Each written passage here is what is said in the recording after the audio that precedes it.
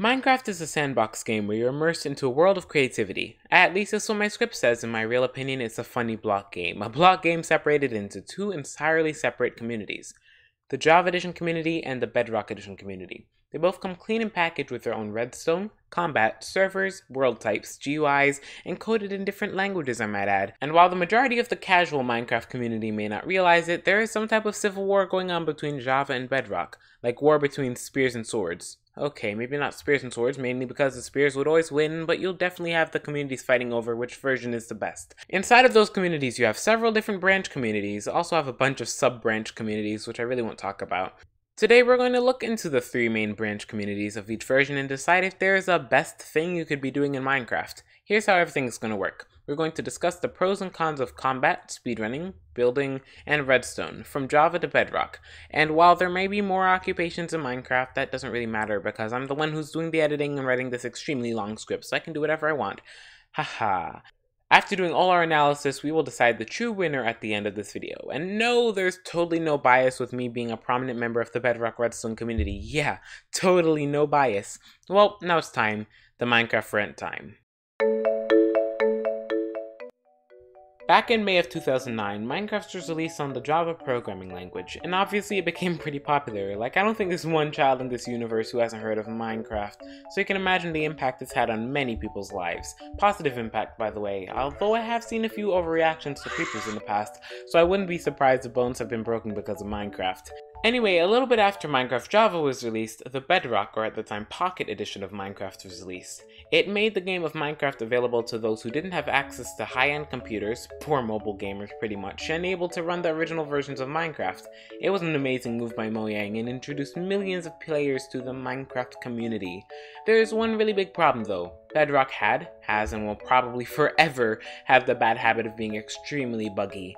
Now I wish I could go into depth with all the technically debilitating bugs. Unfortunately, I have to get this several page script that I really don't want to count out within 20-ish minutes, so instead I will leave a link to the video by Navy Nexus where he talks about just that. Bedrock has always been less technologically advanced than Java because of these many bugs, and the worst part is that the best Bedrock players are always pried or in extreme cases forced to go to the Java edition of Minecraft, and here's why.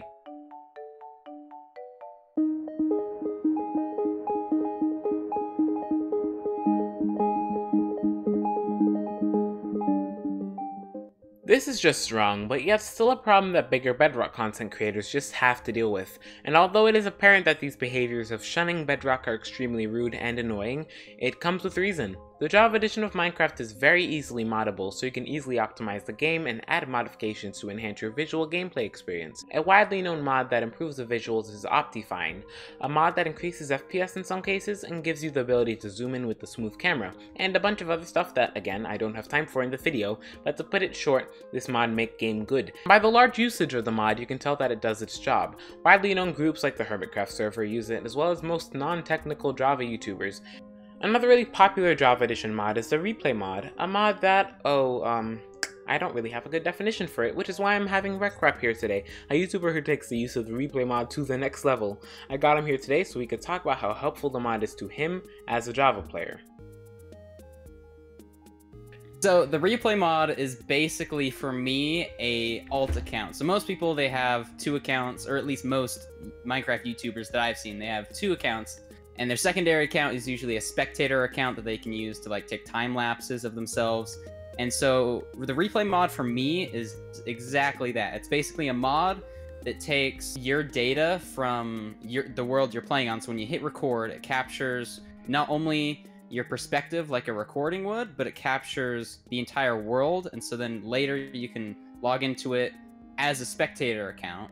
And so I use it for basically transition shots and time lapses. As you can see, mods make the viewer and user experience better, but most of the mods are Java edition mods, and that means Bedrock players really don't have access to them. That leads to the opinion that Bedrock videos are inferior to Java videos, and this is just wrong. A couple weeks ago I came across some video in my recommended tab about speedrunning, and I clicked it because we all know the rules. Every video about speedrunning gets immediate recommendation. and we all click on it even if we have no interest in anything to do with speedrunning. Anyway, I'm getting a little off task here. I clicked the video and started to watch through. It was an extremely well made video by Soren Sky, and I will leave a link to the specific video in the description. But the whole time I was watching it, I presumed that it was Java Edition, because after all, only Java Edition videos can have good Minecraft content, right? No, that is extremely wrong, because in the video I noticed that there is a coordinates tab at the top left of the screen, and that happens to be a Bedrock exclusive feature. So wait, did this well-made video get made on Bedrock Edition? Yes, it did, and it was one amazing thing to see, I'll tell you that. But Bedrock videos can be just as good as Java videos, and with all these mods to help us out, I would say that a lot more work is required to make a quality Bedrock video than Java, simply because of Bedrock's lack of modability. An aspect of Minecraft that is debatably the most engaging, something that makes you tense up in your chair and await the final outcome, these elements clearly describe PvP, or player versus player. While I don't know too much about the dark history of PvP, or if it's even dark, I do know that PvP's popularity has been highly boosted over the course of 2020. And although some other Minecraft hobbies have been even more popularized over the years, PvP is definitely up there. Here's the problem with it: you don't know how hard it is until you actually try. Me being a Redstoner always, and I mean always, used to look down at PvPers making claims like they just spam the left click button or all they do is swing their swords, barely any effort. And then I actually attempted PvP and realized it's a lot harder than it looks. And this has been happening all across the Minecraft community, but besides that, PvP is still the most popular in-game hobby based on the amount of videos on YouTube lately with some type of relation to PvP. I don't even want to look at the player count on servers anymore. It's crazy. Another thing to note is that with combat surge in popularity, it has become a lot easier to grow a channel with quality PvP based content. And several of my friends have done exactly that, literally have grown from 500 or even like 200 subscribers to several thousand in a couple months by just making PvP content. Bed Wars is a great example of that. That is one of the most highly popularized things to grow your channel with. PvP is just one of the best ways to grow your channel. Fan bases are active, subs are plentiful, just an absolute dream. And since I don't know much about PvP, I'll sort of taper off the regular section of PvP and go into something that really isn't PvP at all, but often gets put under the same mental category: speedrunning.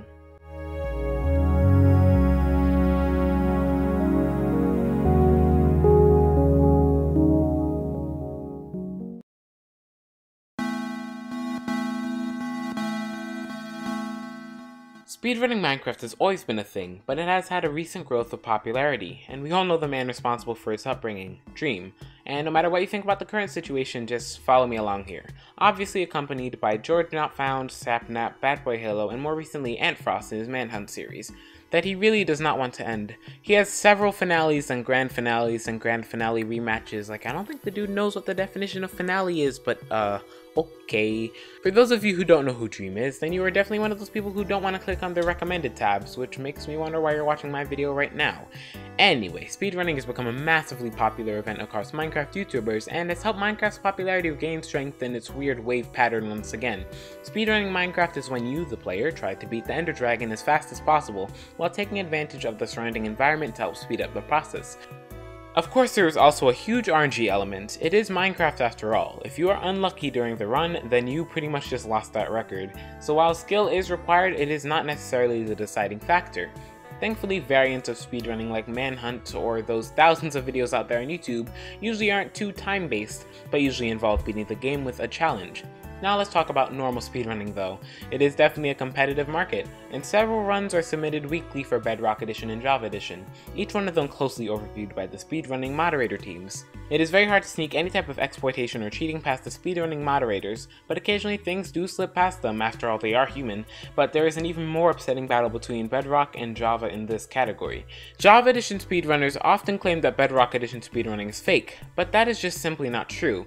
RNG is even more crucial of an element in Bedrock Edition speedruns because of the ridiculous stronghold spawns. You can literally have a run where you spawn on top of a stronghold with one eye missing, and sometimes you could be 1,000 blocks away from one, so yes, I guess it is less skill-based than Java is, but Java really isn't skill-based either.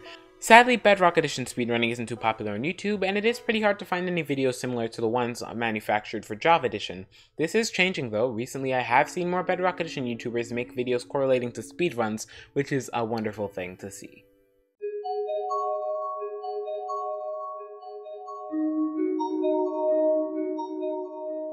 Building is one of the most overlooked elements in Minecraft. From PvP servers to MCC, building is all around our Minecraft lives, yet we often overlook it. When I say building, I don't mean little houses or even slightly larger houses. No, I mean people going all out with their construction skill. From terraforming to natural building, futuristic, even insanely large cities, building is just the most expansive part of Minecraft. It truly has infinite possibilities.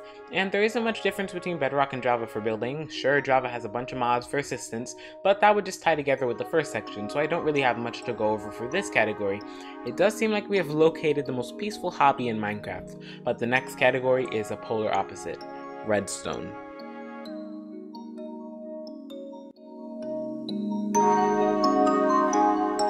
Ah yes, my favorite category of Minecraft, Redstone, the most skill-requiring element of Minecraft, from mechanical redstone, usually involving piston doors, computational, where logic-heavy systems like computers and calculators are made using redstone only.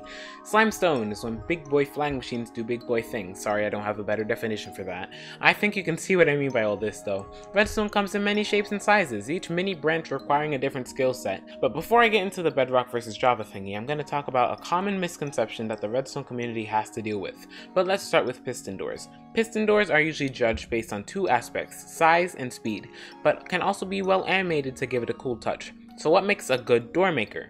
Well, someone who can make small or fast doors. That is the most basic definition I could come up with, and several people have agreed on it, so do not say that I am biased. Several redstoners have agreed on it, I should say, so I guess it is truly biased. But I would say that I myself am a decent redstoner at compacting and speed, so I can call myself a good door maker. That goes for most RSP Discord members and a bunch of people on the Synergy server. There's one YouTuber though who unintentionally covers up the majority of the redstone community. This description goes to none other than Mumbo Jumbo. He isn't a bad redstoner, don't get me wrong, he has his style with the red stuff, and that's completely fine, but he is in no way a god at redstone according to the definition stated before. A good redstoner, in Mumbo's case a piston door maker, is someone who can make small or fast doors. Well, guess what? Mumbo's not good at making any of those. He cannot make a door that fits within a small or fast category, and he has not done that yet, and we have yet to see him make one of those. In the comments of all his videos, you have a bunch of little kids screaming about how Mumbo's the best redstoner and how no one can be better than him, but in truth he is far from it. And I don't want to focus on Mumbo too much, so I'll leave two links in the description that lead to videos that demonstrate the lack of redstone skill Mumbo really has compared to 99% of redstoners. It is pretty sad. So I think it's clear the redstone community already has a war going on between them and redstone YouTubers who get way too much praise, but what about an internal battle between Java and Bedrock? It definitely exists, and it is much more intense than the other war, but before we get into that, we have to understand some base redstone game mechanics. Okay, so right now we're on the Java edition of Minecraft, and we have a couple of displays set up in, the distance. Oh, look at that Optifine. Look at me, not even having a skin on Java edition. That's so cool. Here we have an observer, and if we activate it, you can see that this sticky piston will leave this block in this position, and if we reactivate it, it will then grab the block back, and we'll demonstrate it by doing this, like that, and it does that consistently. That is not a random thing, but that is a completely consistent thing in Java Redstone, which I think is pretty cool. And as you can see, pistons are super fast in Java Edition, and there's no real, input delay, or rather, bug that keeps the things from not working properly. Here we have a common double piston extender design. Pretty much everyone knows about this design. If you're a redstoner, you obviously know about this design. Pretty much just redstone 2-tick repeater, so this goes retracts, this goes back, then this re-extends with the 4-tick repeater right here. So if we activate this, or rather depower it, because we're just inverting the signal for a reason I will explain later, we have this completely operating as it should. That's pretty cool. Let's move on to quasi connectivity. This is a sticky piston right here, and this is a block above the sticky piston. So if I power this block, as you can see, this piston is not extending as it would if a piston's on the side. So let's put a piston right here. It is going to extend because the block is powered. So anything next to it will be powered, but it's actually powering this block right here, and as well as that, it's also powering this block right here. As you can see, that piston, actually, let me retract that block. Let me not power it.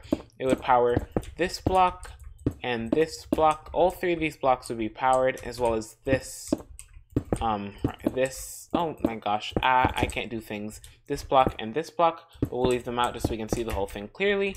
As you can see, this is not extended, but if I was to update these pistons, so by doing this, or placing any block really, or doing any of these things, which I'll show later, the piston will realize it is meant to be extended, and when I turn the block off, it will not realize yet until I update it. Then it realizes that it's supposed to be retracted.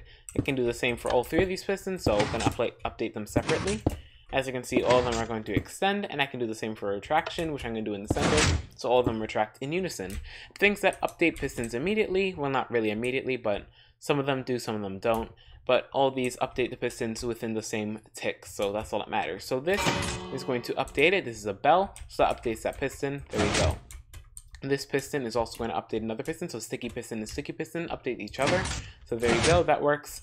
A redstone dot, or rather redstone dust would work, but that's not really button powering anymore. That dust would power that like directly. So a dot would also do that, so this block is powering this piston. Same for a regular piston, can also update a sticky piston with some block event delay, which I'm not going to explain because I don't have time for that. Powered rails, detector rails, and note blocks, and probably some other things that I've left out. But as you can see, a bunch of things are possible in Java Edition. But here we have a torch on top of a regular piston. When I power this piston, actually I'm going to do it through a block just so we can get a better feel for this.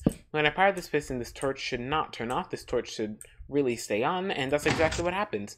The torch stays on, nothing happens. When I retract it, the same thing happens. Same for over here. It doesn't matter where you place the torch, it is always going to stay on. And as well as that, you can only move certain block entities, so things that hold MBT data. So this furnace can't hold blocks in it, and as well as pretty much every other block entity in the game except for composters and cauldrons cannot be moved.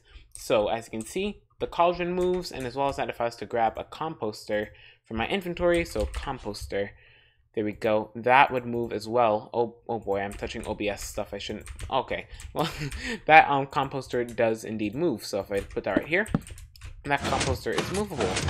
But this furnace is not. No matter how many times you try to power this piston, unless you download a mod, nothing is going to happen. After seeing how long the other thing was, I'm going to make this really quick. Look, pistons do fun stuff, and it doesn't work. Okay, no bud powering, can't do this, this doesn't work. But this does. Look, torch invert, piston power, and things move. That's literally it. So as you can see, two versions of the game are very different with their redstone, and each version claims to have a better redstone system, but that is entirely based on what you as a redstone are used to. Bedrock players tend to think that quasi-connectivity is impossible to work around when it is probably the most useful mechanic in Java, alongside sticky pistons spitting out their blocks when given a 1-tick pulse. I have played Java for a little bit, and this is true, and redstone on Java would be a lot harder if it wasn't for these mechanics. These mechanics allow for contraptions like the 56 block 3x3 piston door to exist. But let's head to Bedrock now. Soft inversion and movable block entities are pretty irrelevant features to newer players, but to people who have played Minecraft for a very long time and have spent a long time doing redstone, we see how useful it is. Another very useful Bedrock redstone component is the target block, because with tridents, door sizes pretty much just start to shrink significantly.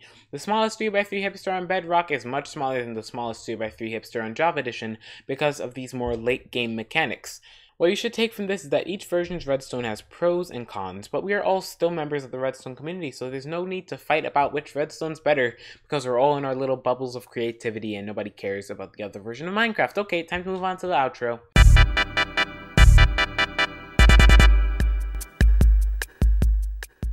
Minecraft is just a game, and while many people may have close connections to the game, or to people through the game, we can't forget that it isn't meant to tear us apart. It is meant to strengthen us. Okay, now that the weird emotional line is over, we have to decide what is the best thing to be taking part of in Minecraft. The answer is whatever you want. Some people don't see the fun in PvP and would much rather be in a redstone testing world, jamming away at world records, while some people would much rather be speedrunning the game than spending hours building massively detailed structures. It is all up to you, the player. Decide what you want to do as a Minecrafter, and never let anyone tell you otherwise.